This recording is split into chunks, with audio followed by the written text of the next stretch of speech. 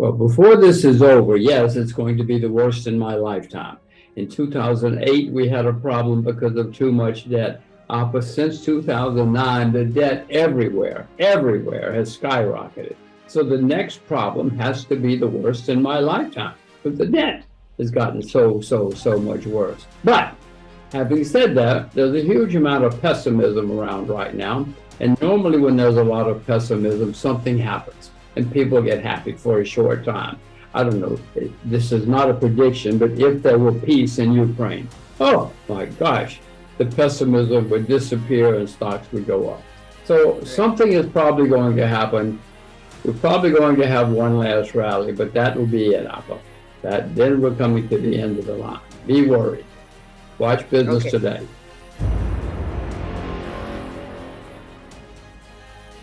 Well, I have not started selling. I have a few shorts, but I have not started selling short yet. But yes, many people, especially after a decline like this, look for a reason to be optimistic. Let me remind you, Appas, there have been many times in history when stocks have done nothing for a long period of time, or even declined for a long period of time. Stocks don't always have to go up. Write it down. Stocks do not have to go up all the time. We have had many long bear markets, and we're going to have another one now, soon. I own some silver. I owned silver last time I saw you, but I wasn't buying it. I'm not buying it still. And gold, I'm not buying gold or silver. I'm not selling. I'm waiting somewhere along the line. I hope I'm smart enough to buy more gold, more silver. Want to buy more agriculture. Agriculture has been very depressed for a long time. These are places that I'm looking, things that have been hurt by the epidemic: transportation, tourism, travel. I'm not buying now anywhere, but I'm watching them go down. And the more they go down, the more interesting they get to me. I know we're not going to take a boat to New York. We're going to fly to New York again someday, and airlines will be attractive again someday. And I know when we get to New York, we're not going to sleep in the park. We're going to sleep in hotels. So some of these areas that are being very badly hurt by the epidemic usually lead to opportunities.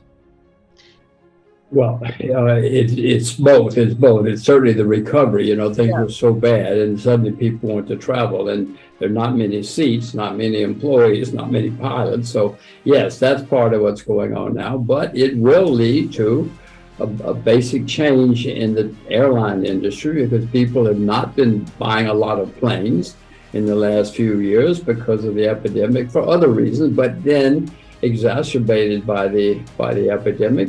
So who knows? But I expect to find great opportunities in international airlines before this is over. When I see silver really collapsing more than it is now, or gold, I hope I'm smart enough to buy more gold and silver. If I were buying today, I would buy silver. Silver's down much more. Silver's down 70% from its all-time high. Gold is down 15% from its all-time high. Those are rough numbers. But no, I would be buying silver today if I were buying either, but I'm not buying either yet. I'm waiting to see a time when there's real despair, and then I hope I'm smart enough to buy more of both.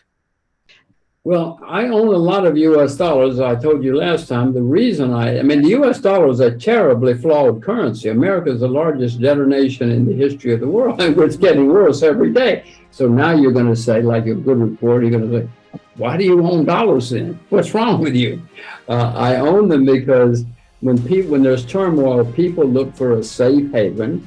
People think the U.S. dollar is a safe haven for historic reasons. The U.S. dollar is going to get overpriced. It could turn into a bubble too.